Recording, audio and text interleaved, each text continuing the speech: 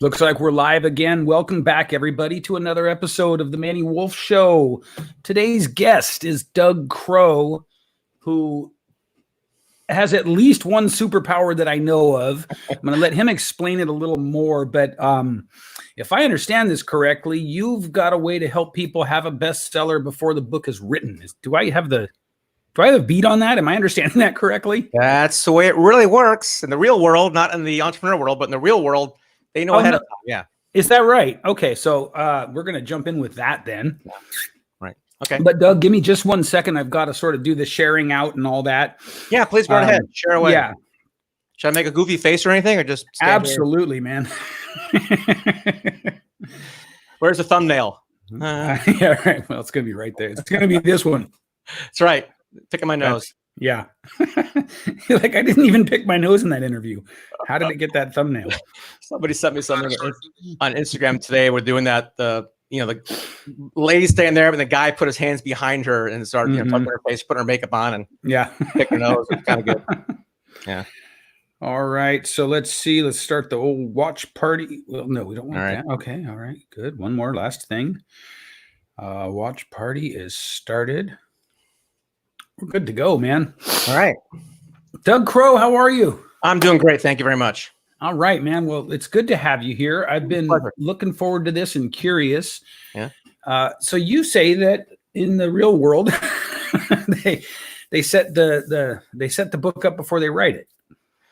They not just the book up. They know pretty much what's going to happen because traditional publishers are dying breed, number one. They're yes, absolutely. They don't do anything. They don't market. They don't even have their own printing presses. They just put you in a bookstore, and who's going to bookstores, right? Right. But people still respect the New York Times bestseller and all that jazz. But that business is so tough to break into for a good reason. Is that they make more money. They only make money with phenomenal, successful books. So they have to know ahead of time how it's going to work. That's why they reject so many manuscripts. Anybody who's marginal is not going to get in that crowd. So I'm big on self-publishing for that reason. Awesome. So the question I have, as somebody who at one point wrote his own book and was faced with the stark reality of, I don't have a first idea what to do with this thing now that it's written, right? And I didn't even know at that point, this is how green I was. Right. I didn't even know anything about building an audience or anything. I thought it was like the movies, like the rom-coms from the 80s and 90s, where the guy writes a book and he submits it to 150 publishers. And finally, after his spirit's been broken, one of them accepts. And that's what I thought it was like, right? So we love those movies. Yeah. We love those movies, man. Yeah, Rudy and the Pursuit of Happiness. They're great stories. Yeah, right. Right. So if you first of all, you sort of, I felt like you sort of, you made a little dig at New York Times bestsellers there. Just a little. I can dig at anybody you like. I mean, I got my opinions on stuff, and So I will dig on traditional publishers and the public's perception that some kind of a higher value product. Yeah, that's what I want to really learn about, because I know a couple of people who can guarantee you an NYT bestseller, and it's $250,000. Yeah. We're good friends with the same people. Yeah. Yeah. So, who is that even a good fit for then? Who does that even make sense? Well, that's a great fit for a person whose ego is as big as their wallet. Okay. All right. So if you got a huge ego but a small wallet, maybe not the NYT. Then you come to me where I can make you an Amazon bestseller for a week. Right. Yeah. So, what's the point of writing a nonfiction book then? Great question. The point is not to try to make money from the book, but make a brand and make money because of the book. And that's the biggest distinction I make with my clients is like, it's possible. I've had some clients that sell thousands, tens of thousands of books, but that's a fluke. And they've got a huge audience pre-built in order to do that. Yeah. For a brand new author with a limited audience, you can definitely make a lot of money from your book. Right. Or actually because of it, but not directly from it. Right. And so a nonfiction book is a great platform. Some people call it, a business card. I really think it's much more than that, but it's a great start to give yourself a foundation that you're not just another person with a product or service to offer. You've actually had some intelligent thoughts in your brain, able to articulate it in printed format, and have somebody look at it and invest the time to read it, or buy it, read it, and digest it, and give you feedback, which is a key point. Because a lot of people say, "Oh, I want to inspire the world." I'm like, yeah, how do you know if they do or not? Amazon's not giving you customer data, right? You better have something in the back end to, follow up with people. So I like, there's a couple of things you said there. The one I'm the most curious about is this group of us that wants to inspire the world. Right. I sort of more and more, the more I'm in this space, the more I have like I don't want to ever give up the dream on that. Do you know what I mean? But at the same time, I feel like we all sort of sound like the plucky kid with Down syndrome. Hello. Right? Am I tracking this sort of reality and this mythos the right way? I've been doing this for about 11 years. Okay. There's not a single story I haven't heard. Mm-hmm. Everybody thinks their story is special, unique, could be a movie. Right. All these wonderful, flowery things, and I never dismiss them outright, because no, of course somebody's got to be the next Tuesdays with Maury. There's things out there that do inspire people and make a dent in the universe, right? That's our main thing. Yeah. And I don't deal with people. I mean, I've had some clients that have, I'm a financial analyst and I want to do. I'm like, oh my God, I can't help you. I need somebody that's going to actually be inspiring, but it can't be just inspiring. They have to have a business model behind it, and that's the formula you need, because just to inspire somebody, I'm sorry, to be really blunt, we need inspiration. There are better people to inspire your audience than you. Yeah. Yeah. Right. I mean, if I need self-help on an issue, why would I go to some life coach when I could go to my doctor, Tony Robbins? I mean, somebody who's got some credibility with experience, right? Right. So the answer I give my people, or the question I pose to them first is, why would anybody want to read your book? Right. Who are they? And what can you say that nobody else is saying? So if you can't answer those questions clearly, I can help you answer those questions. Yeah. And there's usually an answer for all three, but they get stuck. They go, oh, you're right. Did they get stuck the most at the third question? Yeah. Because I mean, let's face it, the reality is you probably didn't come into the space with more than sort of like a fresh face and some dreams. Right. Like I think of like buses coming into LA full of, aspiring actors and actresses. Yeah. Right? Good example. Yeah. And everybody feels like they just identify just deep down inside that somehow they're the one. Yeah. Right. We have this heuristic. We have this cognitive bias.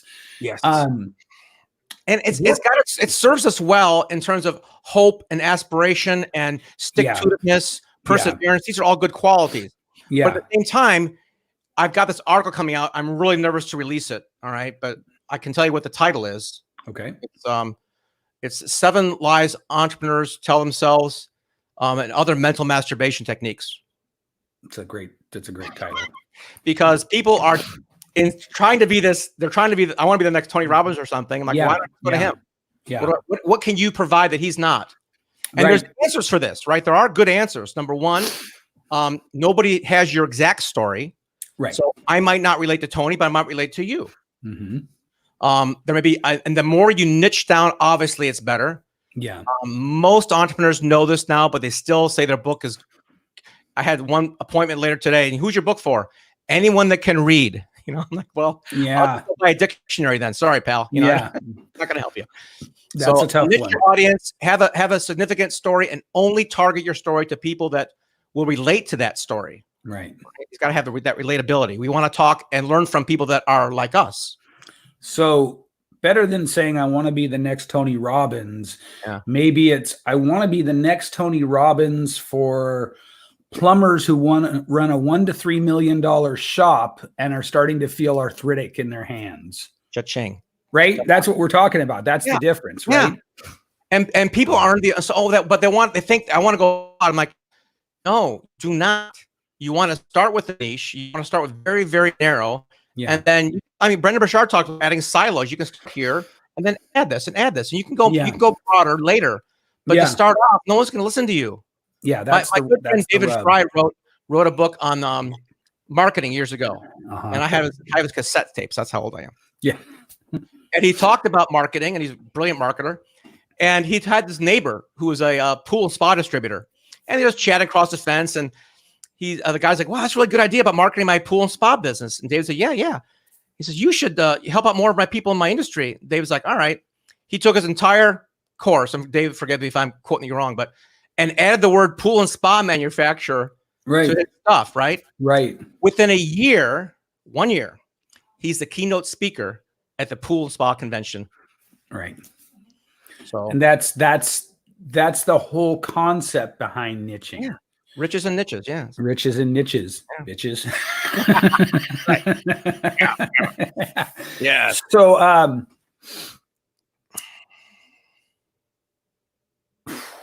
it's really good to deconstruct this, because it's this huge, like, if I think of the online space and all the entrepreneurs and the entrepreneurs and all the people who are very well meaning, but we're just sort of in there, and we're like, it's like we're wandering through the midway, right? Yeah. And this idea of the book is one of the loudest carnival barkers. Yeah. You know what I mean? It's the loudest guy at the ring toss, step right up and win a prize for the little lady. And there's so little sort of deeper clarity and understanding to it. So how then do we take this book that's never going to sell more than a few thousand copies realistically? If that, my own book, international bestseller, went to international bestseller in 72 hours. Yes. Probably sold about 3,000 copies. Congratulations. You're above average. Yeah. And that's been over the course of 5 years, Doesn't matter. The average book sells 250 copies. That's including J.K. Rowling, you, and me. Okay. So that's the average. And she's skewing it by I know, right? We'd be like 300 copies. I think I want to share something with you. I think it'll help elaborate on your question. Yep. Because you mentioned about pre-selling books, and we didn't really go deep into that. So I want to give the audience some really good nuggets on how to guarantee your book's success before it's written. Is that okay? This is where I wanted to go. Yeah. All right. So let's hit it. So most people have this idea, and not all, but some have an idea of what they want to communicate. I've got this story or this idea. Yeah. And I nod my head and go, okay. Yeah. I said, how do you know? Well, I've just, I talked to my neighbor. My mom likes it. It's a really good idea. Like, all right. Well, in our process, what we do with our authors is I take them through, corporate one-on-one focus group stuff. We'll say, okay, let's do two things. Number one, give me your book's idea, concept, what category it might fall into. Let me get my research team to go to Amazon and spend a week analyzing every single 3-star review in your category. Now, we don't look at 5-star reviews. That's somebody's mom. We don't look at 1-star reviews. That's somebody's angry. Yeah. But a 3-star review is generally somebody who's got constructive criticism and probably has read the book. And we'll take a look at over 100 titles in that category and collate them and organize them and take a look at those 3-star reviews. When we find a common thread of a question that's not being answered or a style that's not being receptive, being well received, we'll say, wow, we've got something here that the audience is hungry for and not being present in the area. Right. So it's deep research that not a single author I've ever spoken to except one, the one who gave me this idea, has ever done. Okay. Thank you, Robert Corey. Give credit due. So we do that for about a week. The second thing we do, and this takes a little bit longer depending on your audience, but we set up a group, Facebook, LinkedIn, private, whatever it is. And we'll say, listen, here's my idea for a book. What do you think?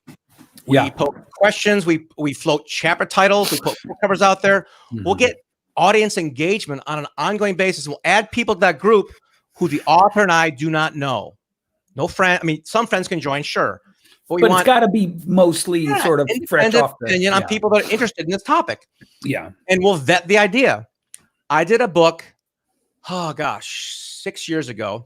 It was about international dating.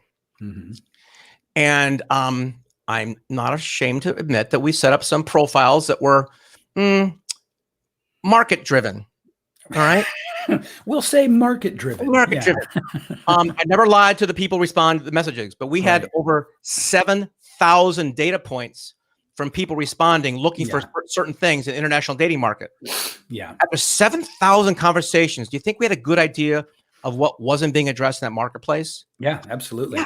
Right. Yeah. So we spent several months on this. So when the book came out, boom. And by the way, those 7,000 people, I think not less than 10%, probably about 600 or so went ahead and bought the book, because the persona on that dating site didn't try to have a date, but they said, listen, I'm working on a book, you know, pretty face. What do you think about this topic? So we did interviews right away on a chat on this topic.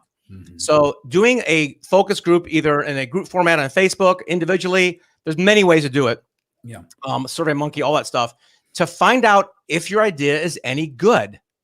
Because what if it's not? You just saved yourself a bunch of time and money. Right. If it is good, great, you can go with it. But something else happens, which is pretty magical.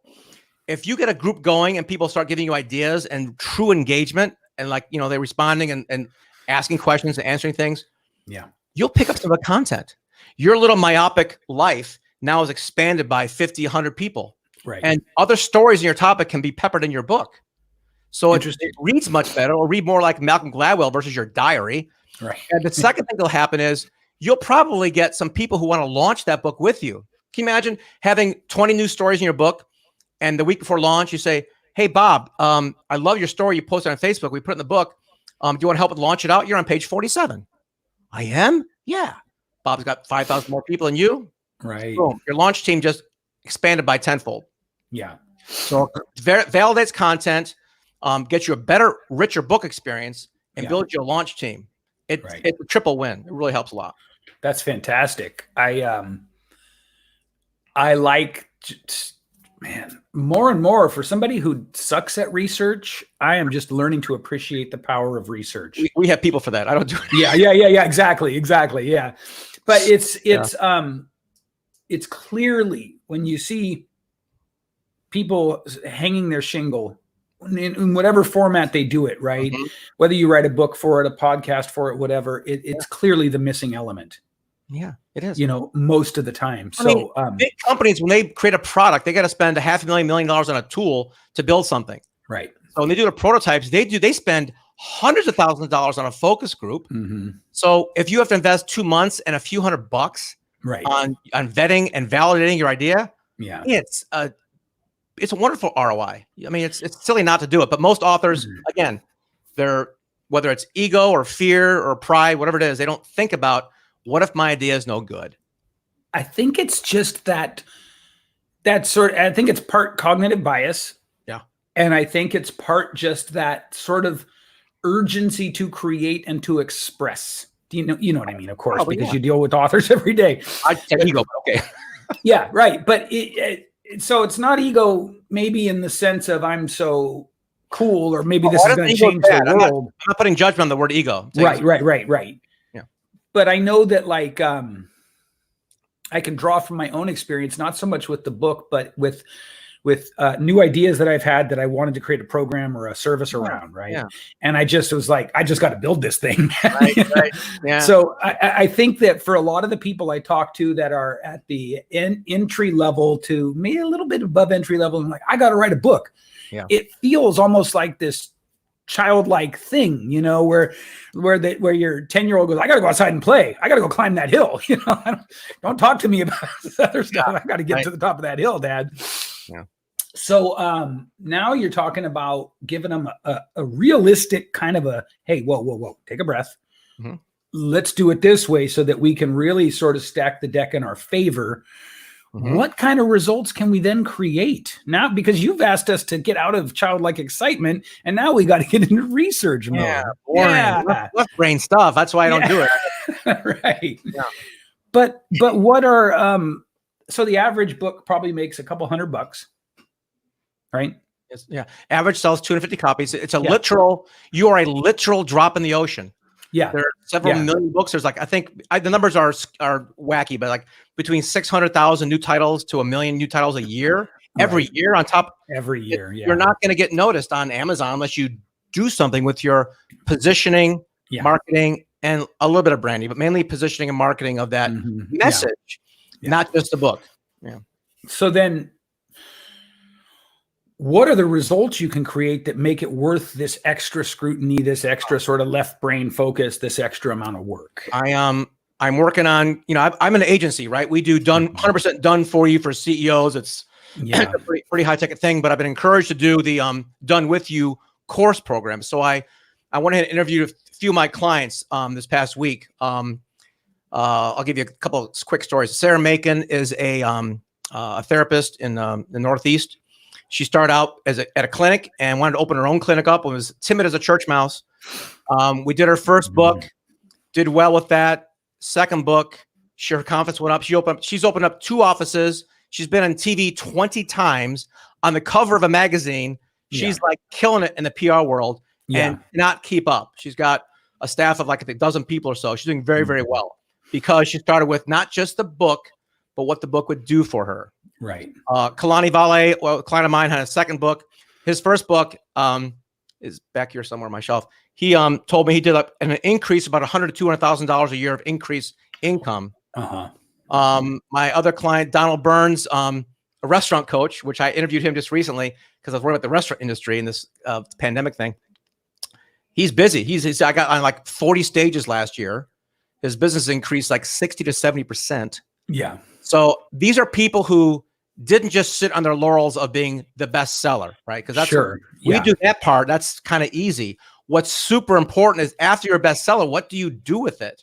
How do you leverage it, position it, and keeping it in the hearts and minds of your audience without you promoting yourself so much? Because if you talk about yourself so much, what are you? You sound like the president. I don't want to talk about yourself. You want to have other people talk about you. Yeah. So we're big on not just social proof, but PR, marketing, branding, influencers, getting that whole well-rounded multimedia platform to communicate your message and to focus on one thing, problem you can solve. Yeah. So just keep sort of aiming for the corner pocket, right? Problem you can solve, problem you can solve, problem you can solve, problem you can solve. And, oh, whoa, what? Yeah. So there's obviously a criteria here to get past the red rope. Now we got to prove it too. Okay. Well, case in point, I mean, we all started in business with no customers, right? Yeah. So my very first book was done on faith with a friend of mine. Well, I'll write your book, and that was on faith, and that's okay to start that way. But I didn't tell her I had done 229 #1 bestsellers and helped a 140-person consulting company increase their revenues by 20%, which I can do that now, but I couldn't do it at the beginning. Yeah. So at the beginning, it's on faith. And once you've got some credibility and you've got people talking about you, that's your marketing right there. That's it. Yeah. I feel like it might serve the whole community, the whole space that we're in, for people at the entry level. And I keep bringing that up because most of the people I see that want to write books, they may bring a wealth of experience from another area of life. That's fine. Yeah. But moving into the entrepreneur, it's not even the true meaning of the word anymore, but that's a different conversation. Okay. Yeah. Yeah. But moving into the sort of expert specialist entrepreneur space, right. I feel like we really need to understand that in a way, what we're doing here is we're creating a sort of persona, not in the marketing sense, but of ourselves from nothing. Oh yeah. We can talk about this. I want to talk about that. I really do. I was on my whiteboard just a week ago, writing this out, going, what's going on right now? I saw somebody post on Facebook, Manny, this question, and I was like, threw up in my mouth a little bit. He said, other than marketing, what are you cutting back on during this crisis? Oh, geez. I'm like, oh, that's a real strong leader right there, right? I want to follow this person, right? Yeah. So when I was writing on whiteboard, and I got to put this in my own article, and maybe you can help me share it, but I want to say there's this, you take a look at the pandemic curve, right? There's a spike, or we call it flattening the curve, right? But there's a spike in people's uncertainty. I'm never going to dismiss a person who has a restaurant and is closing their doors right now, or a server who doesn't have a job, or is begging for money. It's really tough. Yeah. I've been broke. I know what it feels like. Yeah. So I don't dismiss that. But at the same time, if you are at any level calling yourself or position yourself as an expert, leader, I hate the word guru, whatever you're saying yourself, you better damn well step up and help those people flatten the curve. I don't mean medically. I mean, I get it. Yeah. Right. So if you don't step up and lead saying, here's what I'm doing, here's how I can help you right now. Yeah. Then you're not a leader. Yeah. Right. Leadership is stepping up in times of crisis and doing something. Do you know what Calvin Coolidge is famous for? What's that? Nothing. Because he was president during the Roaring 20s. Everything was fine. Roosevelt, Depression, World War II, leadership, right? Yeah. But nobody remembers people who weren't a leader in a time of crisis. Right. This is an actual opportunity if you call yourself an expert, consultant, coach, whatever it is. Right. But you've got to work twice as hard to help out your clientele and your customers and the people who are, their curves are high. They're uncertain. They have fear. They have weakness. All right. So you better step up and say, how can I help you? What's going on right now? Yeah. I mean, I've got so many ideas for people. Like this one, the restaurant coach I talked to, I'm like, well, takeout food now. Well, that's an easy one. What else? I said, what about starting your own behind the scenes online show and go behind the kitchen and start doing cooking classes? Give it away for free. Just engage your audience. So they remember you when the doors open again. Exactly, Doug. Exactly. Yeah. Is that enough of a rant? Hey, man, you can have the soapbox as long as you want if that's what you're talking about. Seriously. It's so important to understand that. And it's so important to do that. Mm-hmm. So let's talk a little bit about Uber productivity. Yes. I'm eager to get into your head about that as well. Is that too broad of a lead in, or can we just jump in from here? I wish I was an expert at it, number one. So I always call myself a perpetual student. Sure. Because I'm always learning and I'm observing myself as much as I can. I got 2 whiteboards, my Stephen Covey list with my A1, B1, all those things on the side here.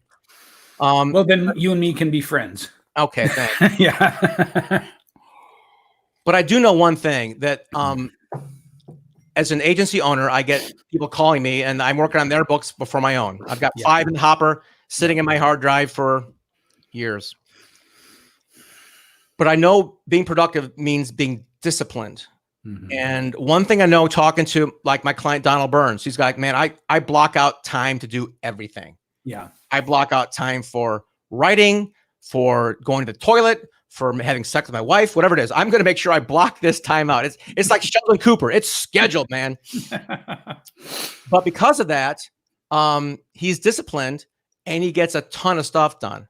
Yeah. I schedule my writing time, but occasionally when customer calls in for something, then I'm like, well, I better slide my time over. I'm last. Yeah. So that's not really uber productive, but it's just, I'm a service provider. So it's what I do. Sure. But blocking, I mean, the biggest lesson I've learned recently is prioritizing my tasks, doing the big rocks first. You've heard this before. Sure. Of course. So I do that pretty well. Yeah. And then budgeting time for yourself. Mm-hmm. I used to budget, half an hour for, health and fitness. Now it's 2 hours. Yeah. Because I need that energy and that meditation time, which I also suck at, but I try every day. And, self-care is critical because you can't be productive if you're weak. Right. You gotta be strong physically, emotionally, mentally, spiritually. Yeah.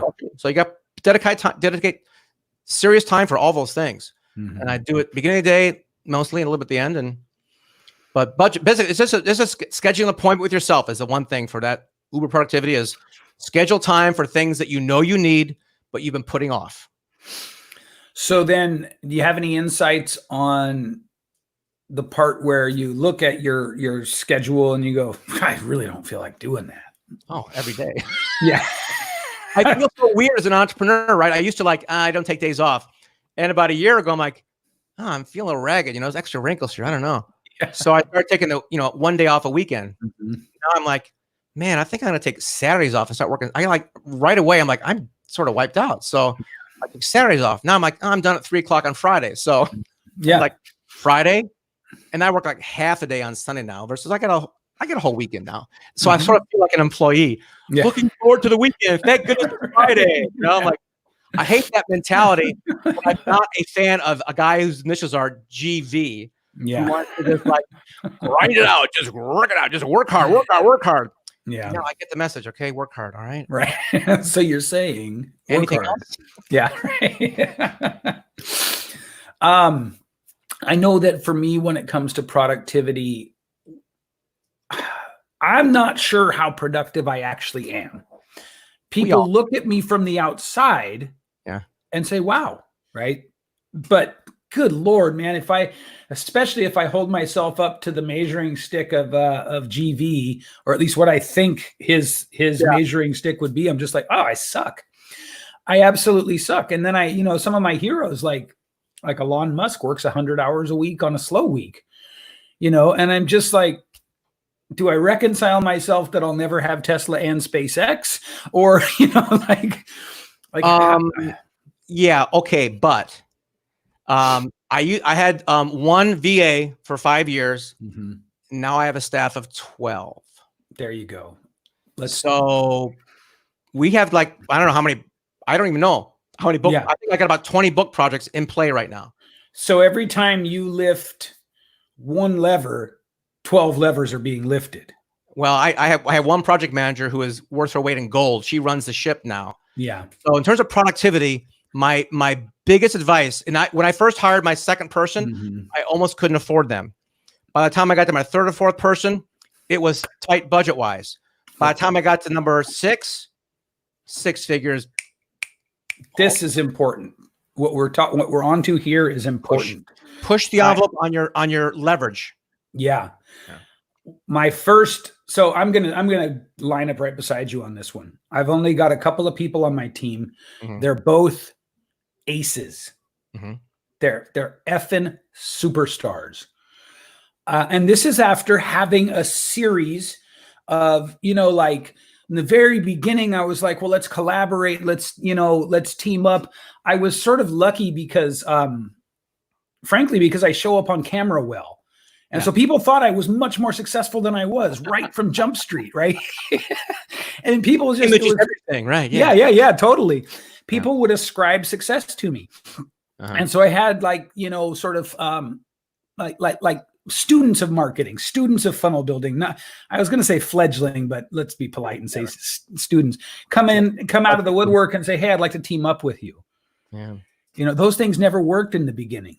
And then I had a series of 3 or 4, starting with really crappy to VAs, and assistants. Now I finally got one who is, man, she's a grand slam at the bottom of the 9th with the bases loaded. Nice. Plain and simple.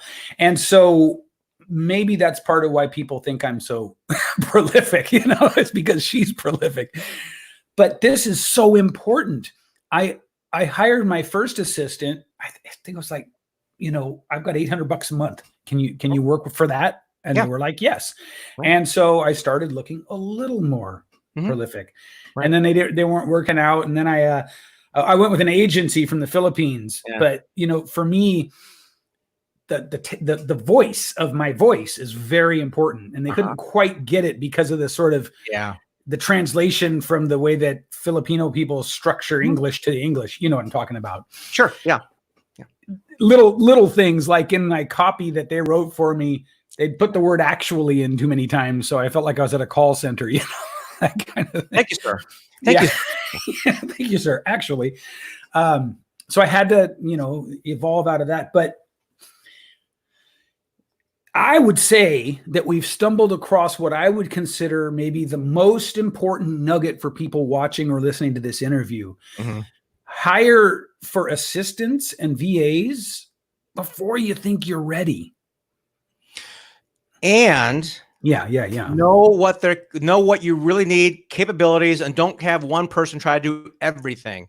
Yeah, we spent, oh my gosh, I'll have to check with my project manager about this, but we spent a solid 3 to 4 months outlining our SOPs on everyone's task. Yeah. And if you don't do that early on, you will waste money, and it'll be a bad situation. So getting things dialed in like a real company early is going to make you real company money much quicker. I mean, I struggled for years with one guy. Yeah. Right. As soon as I started ramping up and pushed my envelope on what I was comfortable money wise, it all sort of tipped over to like, whoa, we can do a lot more now. Yeah. And the biggest thing, Manny, was that my brain space freed up. Because that is the biggest thing, Doug. Absolutely. Guy. Yeah. I was like procrastinating on things I shouldn't have. Whereas Rika's like, boom, boom. She's ahead of the game. Yeah. Like, you run it with a girl. Just keep going. Yeah. I'm going to go get some more clients and service them. And you take all the back end operations and get it done. She's 1,000 times better than me. Yeah. And yeah, getting good people on your team and sometimes having them write their own SOPs up is really helpful, because you'll find out things they're doing that you didn't know about. Yeah. They should be doing or maybe shouldn't be doing. Yeah. And no disrespect, but when the person writes up their own training manual, someday they're going to leave. Yeah. And the training manual will get to somebody else. So it'll save you time later on. So a couple of things here inspired by what you just said. First of all, if you don't know what SOPs are out there in listener land, it's not quite time for you to hire someone.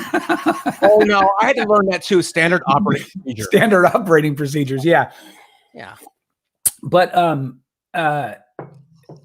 it's so important, right? One of the big things for me over the last year and a half is I'm just kicking myself mentally in the ass going, think like a CEO, think like a CEO, think like a CEO. Every time a decision comes up, dude, think like a CEO, man, you know? And that means who, not what, or not how. Yeah, right. Right? Who, not how. For people listening, maybe this is something you're not familiar with. At a certain point in the beginning, you do have to hustle. And you got to learn how to sell, and you got to learn how to market. And, you know, what your gift to the world is 10 to 20% of your daily time. Yeah. 80 to 90% is marketing and selling that gift. Right. Right. But then as soon as possible, when it still feels a little scary, you should be looking for someone to start taking things over, taking things off your plate. What you said that was so profound to me was it freed up your brain. Yeah. Bandwidth is way more precious than hours in the day. Think about that. I mean, we can always make more money, but we can't make more time ever. Right. Right. And our life experience and the value I bring to my clients on a one-to-one basis. Yeah. I'm sorry. It is $500 an hour, you know? And the minute you start selling your coaching by the hour or doing stop that. Yeah. You're worth more than that. Cause to ramp up where I am right now, you will spend 20 years. Yeah. All right, you will. It's just like, I have, media background and ABC, CBS, and done 229 #1 bestsellers. And I was on the internet when it first started. I had a search engine that was bigger than Google when we first came out.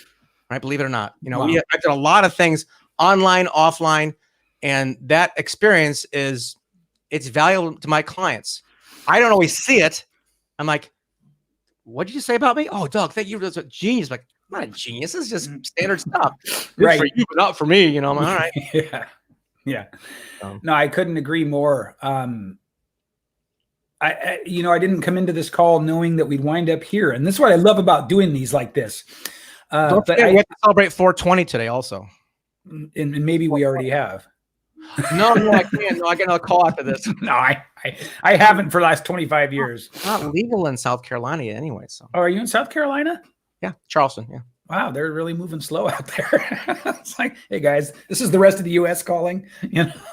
Well, but there's some things there that aren't so good either. So we can have a political debate about the legislation and business environments. Yeah. Yeah. But let's stick to what we're rocking out on here. Sure.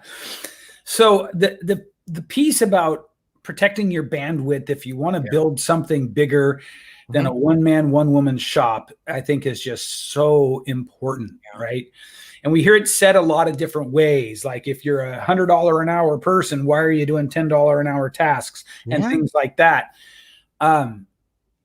What I want to just, encourage people to really think about is the bandwidth, because a lot of times it isn't even the hours in our day. Mm-hmm. It's what can we hold on to? Yeah. And one of the biggest things for me has been maybe one or two big sort of visionary level ideas at a time. Yeah. Right. And that's where I want to live. But it took a long time to understand that. Mm-hmm. A long time of hustling and grinding and nickel and dime activities and all that stuff. So I just love that you brought us there, man. And here's one more thing about that, because I remember hearing Laurel Langmeyer talk about this years ago. And I hire someone to clean my house, cook my food, do all these things. Yeah. And she's a machine, so she probably is working 18 hours a day. I don't know. Yeah. But I treat it differently. I said, listen, I have this wonderful team doing all my back-end operations for me. I'm in charge of 2 or 3 specific things. That doesn't mean I'm working 18 hours a day, because that's not healthy for me. Right. So I get a good, I don't know, I don't track it really, 6, 8, sometimes 10 hours in. But if I can budget a nap in, I'll put a nap in there in the afternoon for 40 minutes or so. What the heck? Absolutely. It's good for your health. Yeah. So so uber productive means being smart with your time, treating it like the absolute valuable piece of gold that it is. Yeah. And leveraging as much as you can, and organizing it in such a way that if you don't know the rocks in a bucket jar, just go look it up. It's a valuable lesson. Yeah. Or Brian Tracy's other book I love, Eat That Frog, which I've read at least 2 or 3 times. But that's a really good parable to listen. Do the hardest thing first. The hardest thing for me a year ago was getting up early and working out. Now I look forward to it. And a few times where I'm not feeling it, I'm like, Jug, just give 20 minutes. The endorphins will kick in and you'll feel great in about 20 minutes. Yeah. So entrepreneurs that aren't focusing on their health are not effective. They're not as effective as they could be. Well, you're paying into an account that is going to shit on you later. Yes, it works both ways. Yeah, that's really what it is. You're deliberately, deliberate is questionable, but you're putting energy into something that's only going to come back and kick you. Yeah. So lately, summary, productivity summary. There we go. Is focus on your health. You got to have good energy. Yeah. And schedule your own time for personal things, and then leverage early and often. There you go. There it is. There it is. See how simple that is. See, I'm a writer. I try to organize thoughts around my left brain. People like, here we go. What are the 3 things I can do, Doug? Write them down here. That's good, man. That's good. What, if anything, have we not covered that you'd like people to know, man? Oh man, there's a lot. Fake influence. It bugs the crap out of me, man. Tell me more. If any of my people on my community, friends, fans, clients ever post anything that says I am a thought leader, I will call you out as the dark knight that you are, a Sith Lord, because you don't control my damn thoughts. Okay. Right. Leaders create other leaders. That's the one leadership skill that I try to embody. And when my team has a problem, I say, figure it out and lead. That's my message. They hear that all the time and anything like that. I don't know. You figure it out, lead. Because they're, like I said, the Philippine culture is like they want to just do what the boss says. I'm like, that's fine. But sometimes take a stab at something. Yeah. My first guy, he was so shy to make a mistake. He disappeared on me after like 3 weeks. Yep. Just gone. I'm like, what happened to him? What's going on? About 3 months later, he popped up in line again. I'm like, hey, what happened, man? Oh, I was so embarrassed that I couldn't do this one task you wanted, so I just left. So I didn't know what to do. If you got a problem, ask me.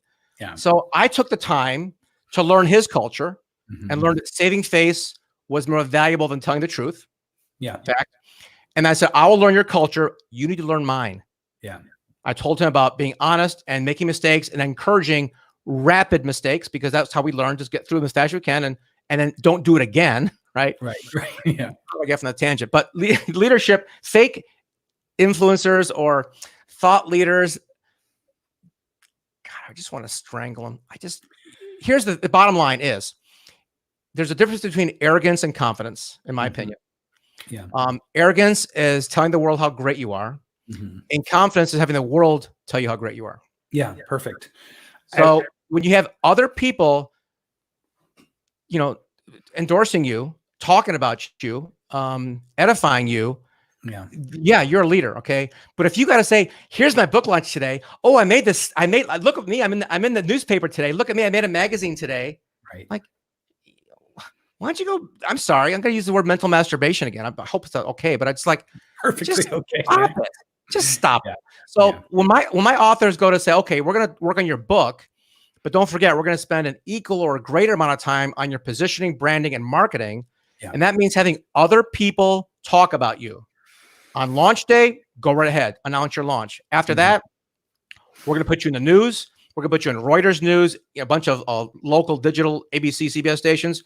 We're going to get you on some podcasts. We're going to get you in a local paper, do a book launch at your own bookstore. A lot of online, offline things to get other people talking about you. Yeah. And when you've got that dialed in on a consistent basis, and you've got a message to convey that solves a problem, then you're going to win.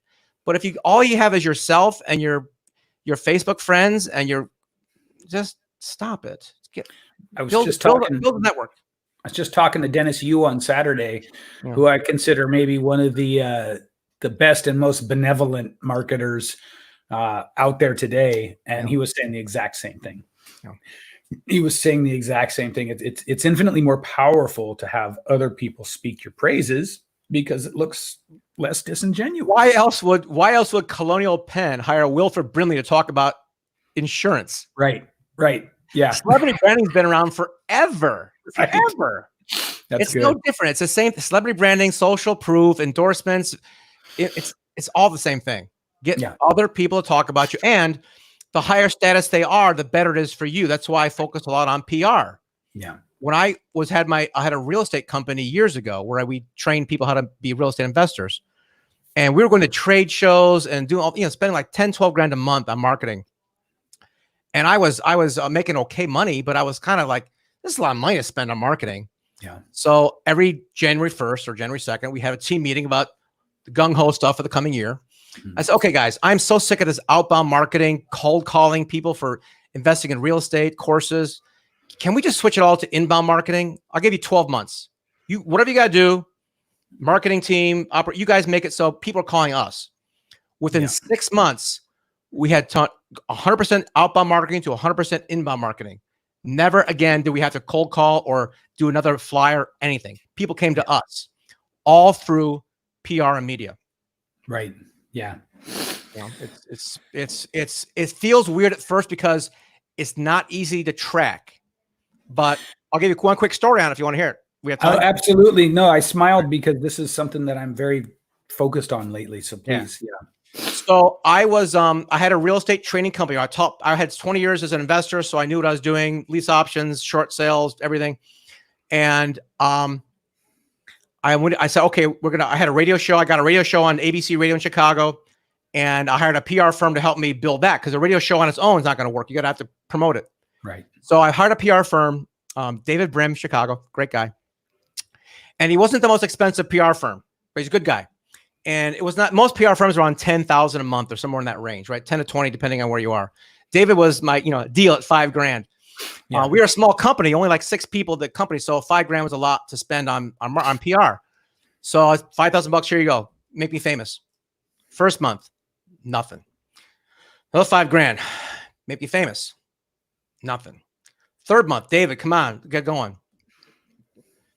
About a week into third month, I got a call from the Seattle Times. Now, we were a local real estate training company who had an actual physical location. We trained investors in Chicago. Like, David, I got a call from the Seattle Times. I can't even serve them. He says, just do the interview. It's good practice for you. Great. The interview lasted no less than, 2 minutes, 3 minutes. It's a really short interview. Yeah. Oh, yeah, real estate. Yeah, it's great. Invest in real estate. I gave him some nuggets of wisdom. Sure. And this article came out in the newspaper. It's still newspaper time, right? Newspaper and online for about the real estate industry. And I was quoted like in the second paragraph or so. Mm-hmm. Seattle Times gets syndicated, folks. Syndication is powerful. Yeah. It went to Yahoo Finance and a bunch of other places. And I didn't have any contact information in this article, just my name. Yeah. And people took the time to look me up based on my one paragraph and call me. So I had spent $15,000 with David on my PR. Mm-hmm. And out of that one article, I had 6 phone calls and 5 clients at $6,500 each. So made a little over 30 grand on that one campaign. I also got a regular column in the Business Ledger. And I got one TV spot on CBS in Chicago. And David said, I got you on TV. Oh, really? When? Well, Doug, just understand it's going to be It's gonna be the slowest news day of the whole year. Like, I don't care. Get me on TV. January 1st, 7 a.m. Now, they don't keep these archives, but I got the clip somewhere where I was talking about real estate and like, well, this real estate glut, this dip is only in Florida and Vegas. It's not going to affect Chicago at all. So thankfully, it was the slowest news day of the year because I was so wrong. Yeah. But, you got me on TV for 3 minutes, whatever it was. Well, I like what you said about how it's hard to track. It's easier now, but it was harder. It's easier now, but my point is that there's people are leaving so much gold right at their feet because they're obsessed with direct metric trackable, super granular ROI. Yeah, that's good, but it's good, but it ain't the whole picture. No. And this is what I find. This is what I've been thinking about a lot lately. So can I give you, hold that thought. I want to give the audience something that they can do without spending $5,000. Yeah. Okay. Here's a free way to get in the news if you want to hear it. Yeah. All right. So let's say you're an author or you want to be an author and you want to get some marketing. You want to be in the news. You want to get PR, right? Do you know that there are still companies in this country that print newspapers? Local ones, like your local community newspaper, right? Right. And if you would go to your local book, there's still local bookstores, privately owned bookstores. Yeah, there are a few. Actually, it's a growing segment. Actually. Oh, wow, fantastic! Yeah, that's weird news. So if you have a book and you walk into your local bookshop, not Barnes & Noble, but the local one, say, "Hey, I'm a local author. I live in the neighborhood. I'd like to do a book signing here. What do you think? I'll promote the book signing. I'll bring more customers in your store. I'll be here for a couple hours, sign books." Nobody buys one book if they go into a store. They're always going to buy more than one, so I'll help make you more money. Yeah. They always say yes, always. So you get a book signing in your little community, no matter how big your store is, right? New York City, go small, but Midwest or anywhere where you're in a local town, you'll get in.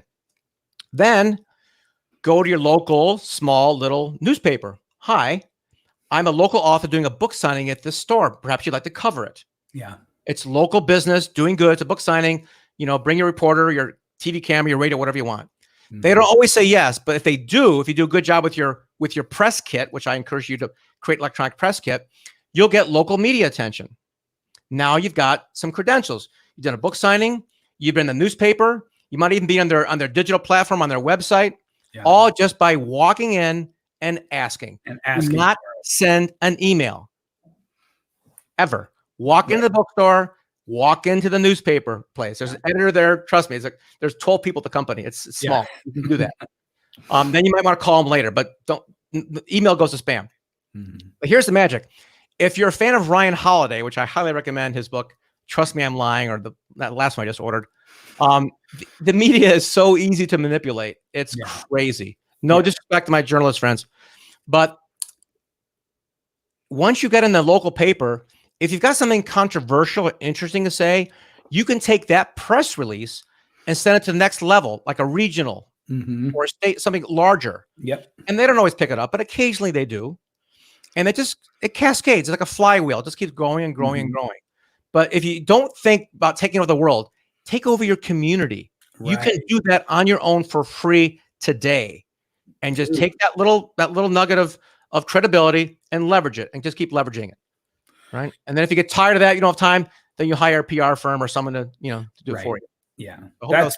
That's beautiful, man.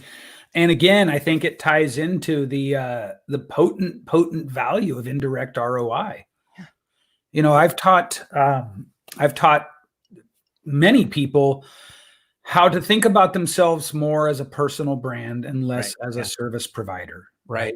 Mm-hmm. And so what does that mean? Well, it means you think about how you promote differently and you think about your end game differently.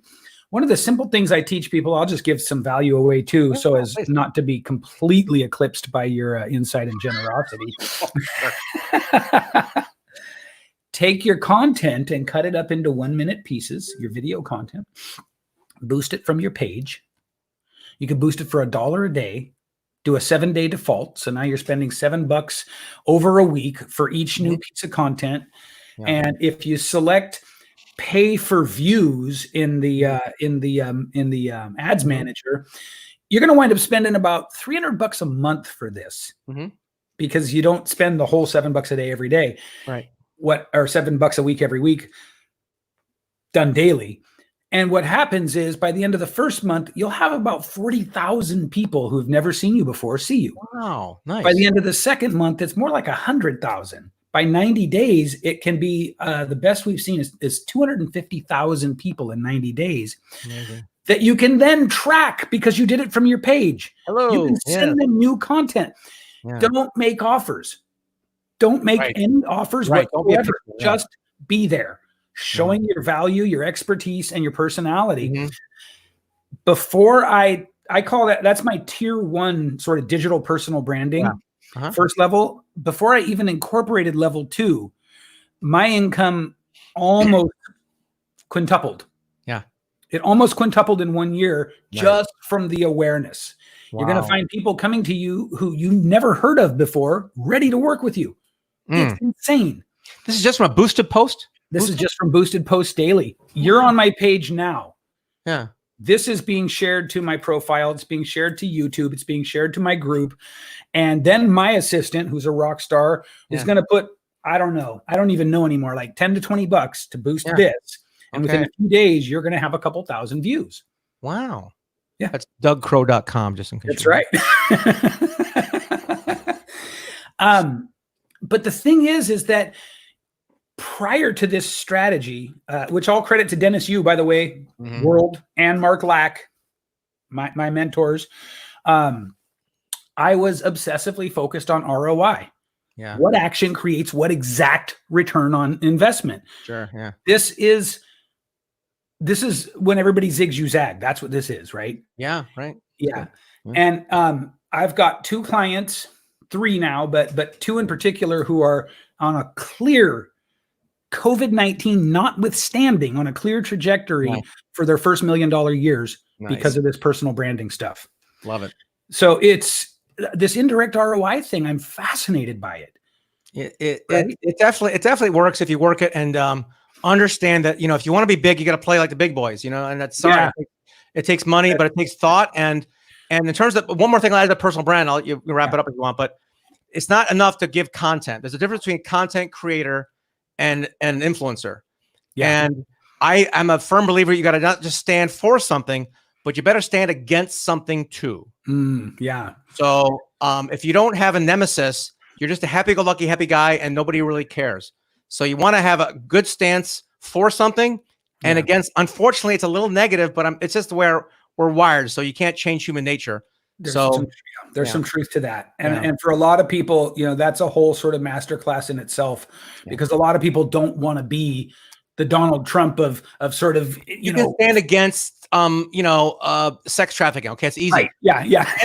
Standing up against fake gurus, or if I stand up against the traditional publishers, that's close, but it'd be better if I could make it even narrower. Right. I mean, like I was at a Blackhawks game. Oh, like in Chicago, right? We have the White Sox and the Cubs. And I got friends who are more Cub haters than White Sox lovers. They love to hate the other team. Yeah. Right. So it's not a personal attack on a human being, which would be wrong. Yeah. But you can definitely be against an idea, a brand, right, or even a position. Right. Yeah. That's okay. I wrote an article on why you want to piss off some of your customers. It really can help you out. So keep that in mind. So that is a perfect way to think about getting around the sort of the inherent uncomfortability, because a lot of us think we have to really kind of assassinate someone's character. No, don't do that. It's not that, is it? No, it's an idea, a brand, or a position. I think that's the best way to do it. I think that's great. Attacking a person is cheap. It's ugly. It makes you look like a jerk, and it makes you look like you're a small thinker, right? Yeah. It's much better to raise a question about, and like Jordan Peterson's brilliant at this, raising questions about ideas and thoughts. Oh, that's high level stuff, right? Yeah. So that's way to go. So that's well done, man. Once again, just at the very end, right before the buzzer, another nugget. Doug, I want to thank you, man. I knew this was going to be a good call. I didn't know how or why.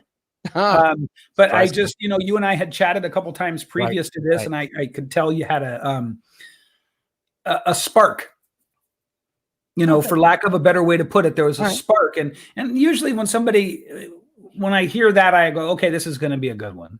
Oh, thanks. So I want to thank you for your time. I want to thank you for your insight. My pleasure. And your generosity with not holding anything back, Nah. but sort of a behind the scenes peek on what you do for a living. Right. Yeah. So thank you, my friend. Okay. My pleasure. Thank you very much. All right. We are